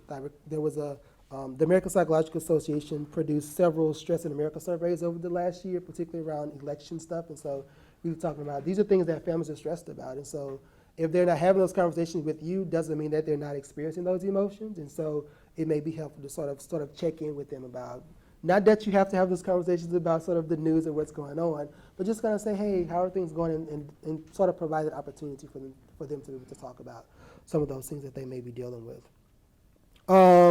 Empathize similarities with your clients, and so I think oftentimes that we may be very different from our clients or the clients that we're working with based upon a number of different variables, and so at that initial interview, we often learn a lot about our clients. They very often don't learn much about us because it's not time for them to learn about us. It's more time for us to get to know them and sort of what their concerns are.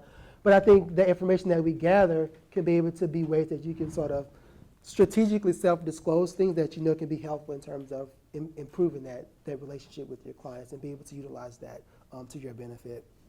And then provide practical solutions. So I talked about, for most of our clients, you get that one shot, and if we spend the whole time information gathering and we send them on their way to the next week, then you're going to sort of potentially run into some problems with them continuing to engage in the treatment process. And so make sure that you sort of provide some opportunities to give them solutions that they can be able to utilize. The one that's most difficult for me is emphasize similarities with clients' values, education, hobbies, because I know in a traditional psychotherapy model, we're not necessarily taught that that's helpful, and it's sometimes not necessary to make the connection.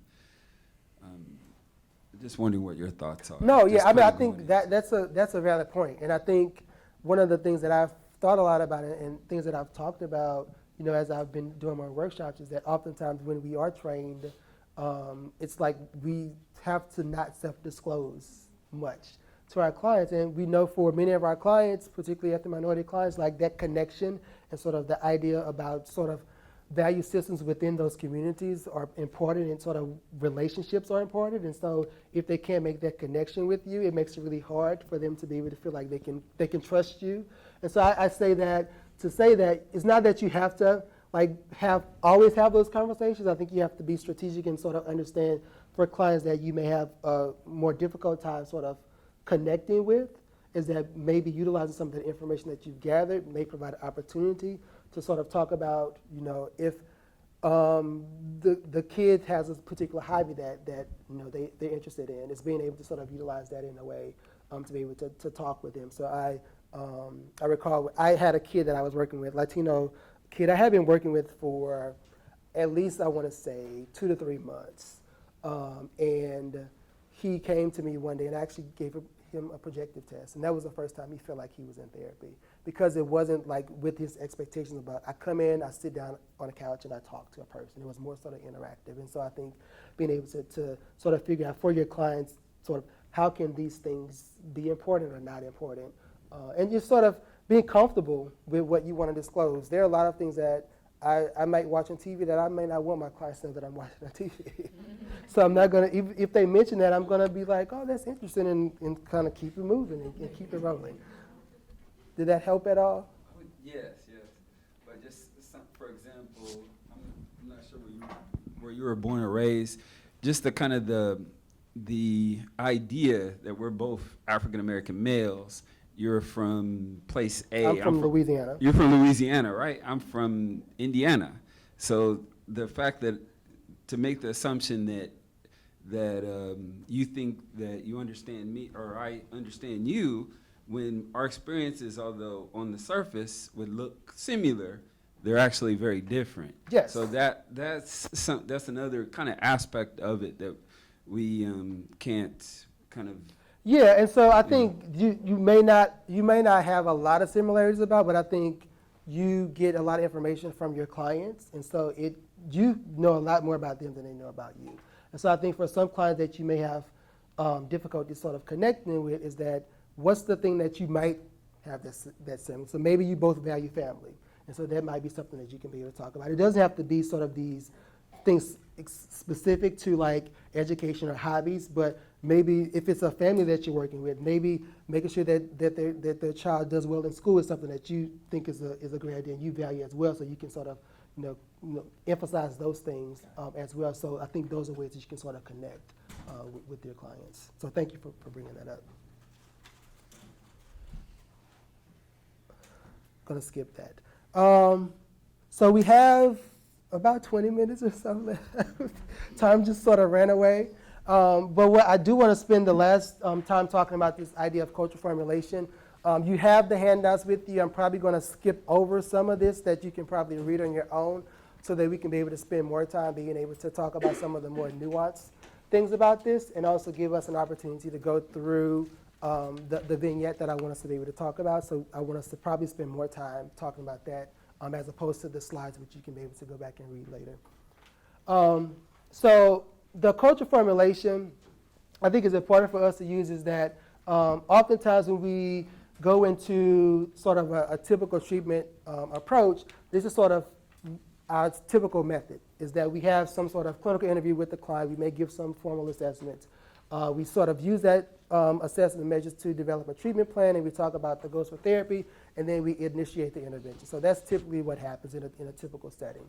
With the culture formulation, again, when we want to think about being sort of culturally sensitive and understanding the clients that we're working with, understanding more nuances about sort of individual differences within sort of these larger cultural and ethnic groups, I think this particular way can be a great method to sort of start the conversation with our clients, so that sometimes, particularly when we're talking about issues about culture and race, it's like, okay, how do I ask these questions to my client without being offensive, potentially, to them and who they are? So I think the culture formulation interview sort of provides a framework to start that conversation with your clients.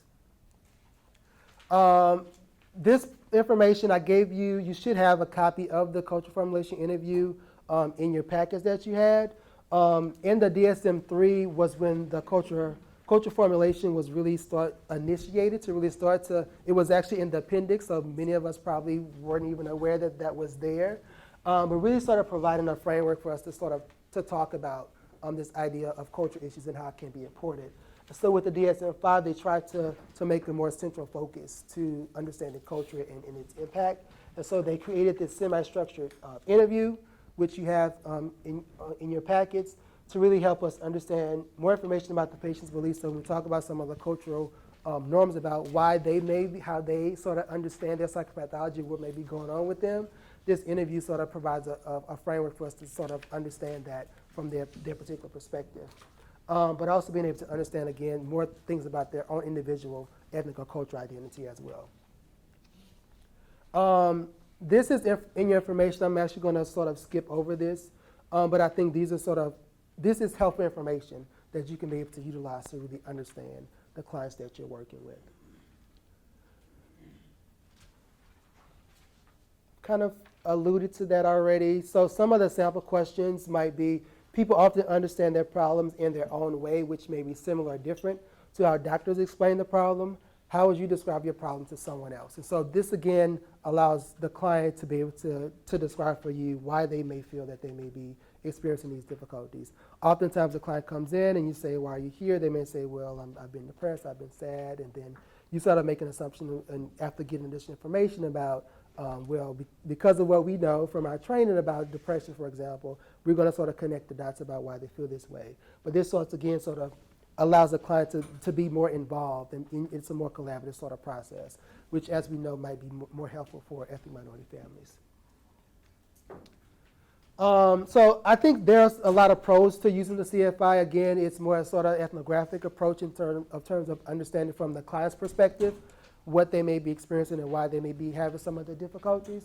But also it allows us to be able to really integrate cultural and ethnic information into our treatment and assessment process. So I think that's a really big strength for this. It also helps reduce clinician bias. So when we talked earlier about many ethnic minority families being overdiagnosed, oftentimes it's because we're sort of losing the idea of context and what we're looking at for these families. And so this is helpful in terms of reducing some of the biases that we may have from just sort of interpreting these psychological measures that we get without understanding the context that clients may report some of these symptoms.